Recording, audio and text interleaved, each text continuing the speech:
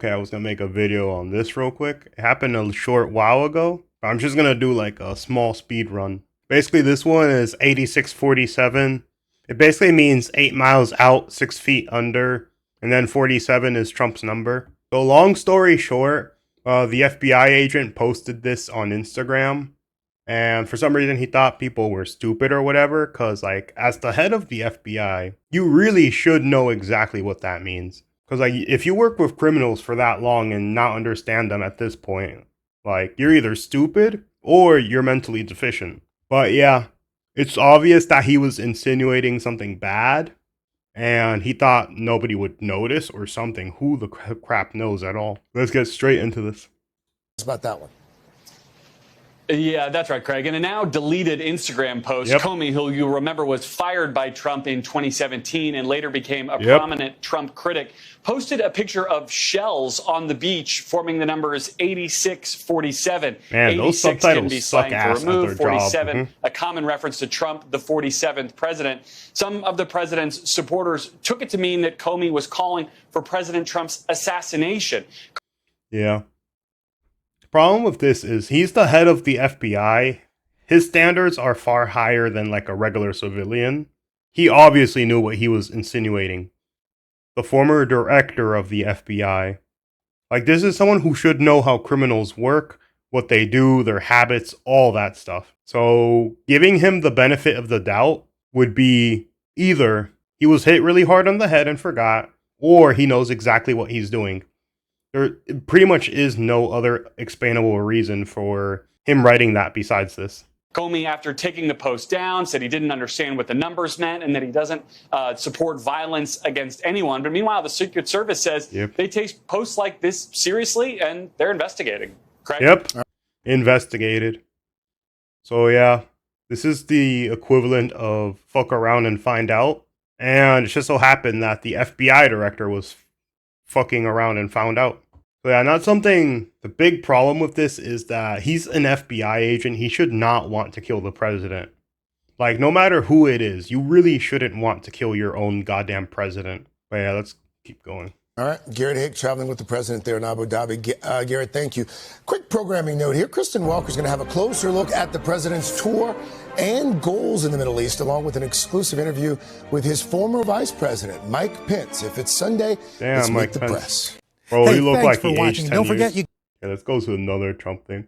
Okay, this story, it's sparking a wave of anger. James Comey, our former FBI director, posted on Instagram something that many are interpreting as a call for violence on the president. Look at this. The caption reads, "Cool shell formation on my beach walk." And it says 8647. He knows exactly what that means. Like, the only acceptable way for him to say this is maybe he found someone that wrote this on the beach, but to be honest, he wouldn't be reporting it to Instagram. He would be reporting it to more so other FBI agents for potential danger. Not, oh, this is cool and funny.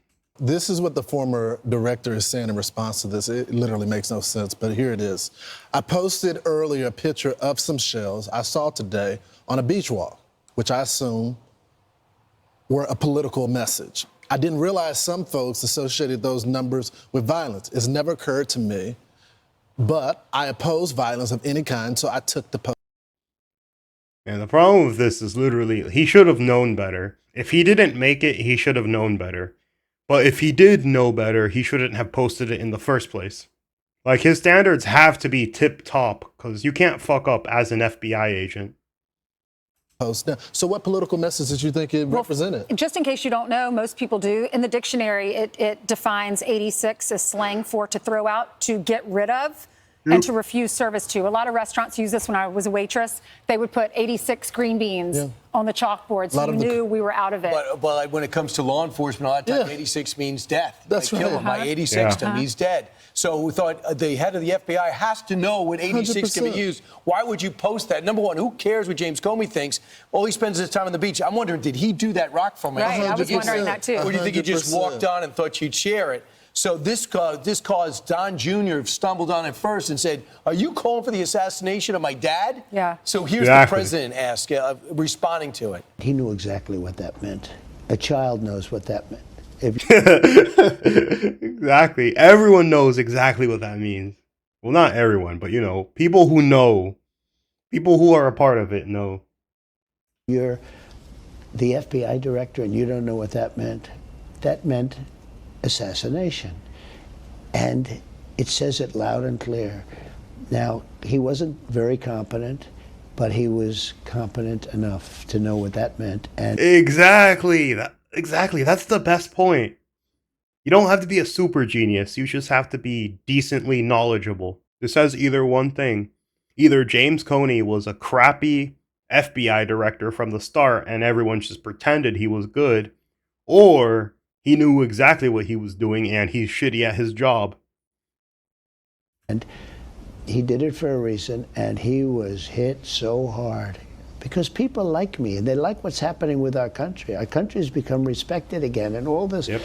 And he's calling for the assassination of the president. Obviously, he apologized and said he doesn't. Well, he wasn't apologized calling because he for was violence. But look, he's a very what do you want to see happen? Exactly. What do you want to see happen? I don't want to take a position on it because that's going to be up to Pam and all of the great people. But I will say this: I think it's a terrible thing, and when you add his history to that. If he had a clean history, he doesn't. He's a dirty cop. Exactly. He's a dirty cop. And if he had a clean history, I could understand if there was a leniency. But I'm going to let them make that decision.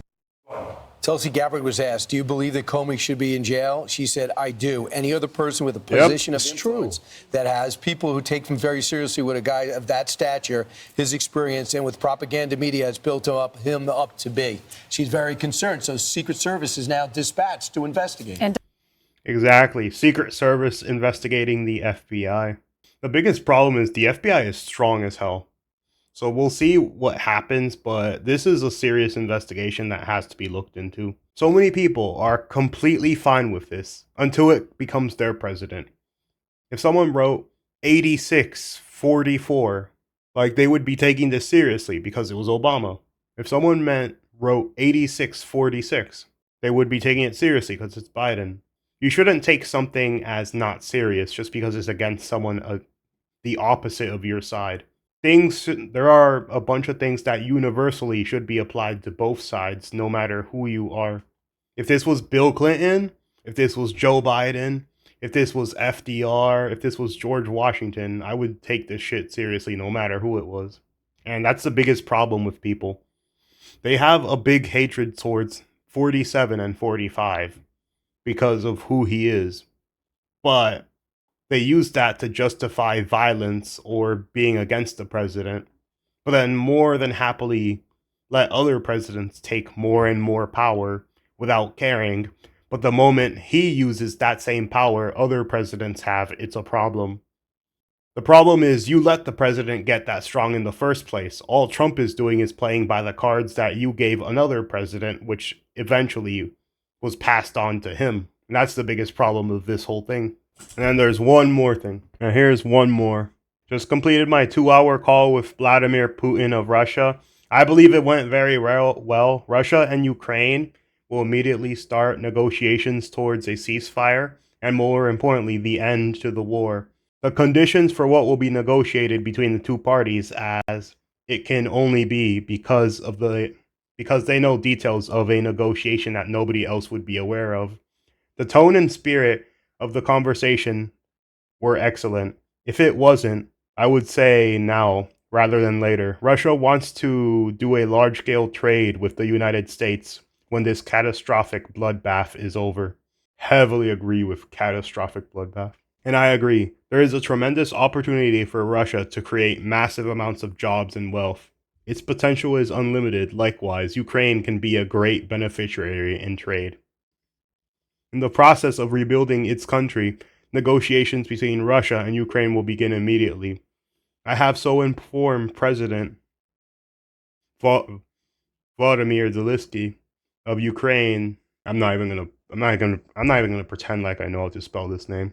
President of the European Commission, President Emmanuel Macron of France, Prime Minister Giorgia Meloni of Italy, Chancellor Friedrich Merz of Germany, and President Alexander Stubb of Finland during a call with me. Immediately after the call with President Putin, the Vatican, as represented by the Pope, has stated that it would be very interested in hosting the negotiations. Let the process begin. Yeah, so overall, this is very good news. Hopefully, we get an agreement on something, because I remember a while ago, Trump said he was going to see in a few days if he could get over with the deal. But if not, he would literally pull out of the war because there's nothing he can do. So we'll see where this goes. Hopefully, it leads to peace. And if not, I don't really know what else we can do.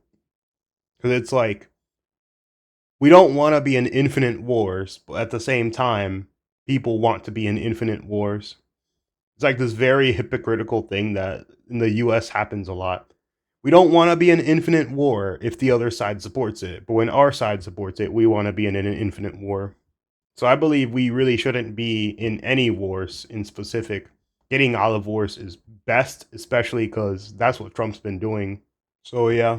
I just don't want to really waste more money on all this stuff that pretty much leads to no good outcome in the end after the war is done.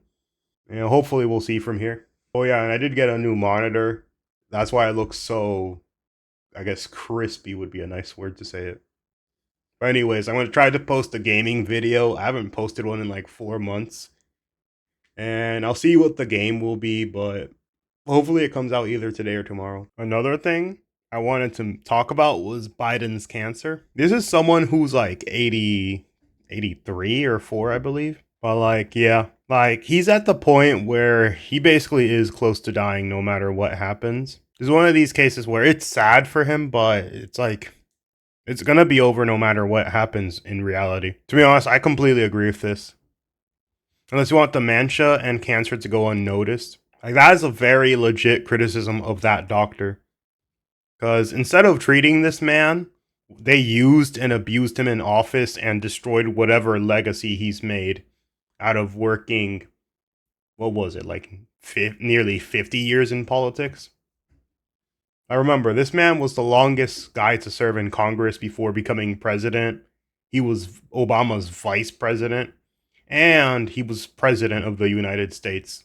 And then the sad part is basically his entire legacy is ruined just because of the final chapter of it, where instead of deciding to help this man out, they really just decided to abuse him for politics and get rid of any credibility he really had left.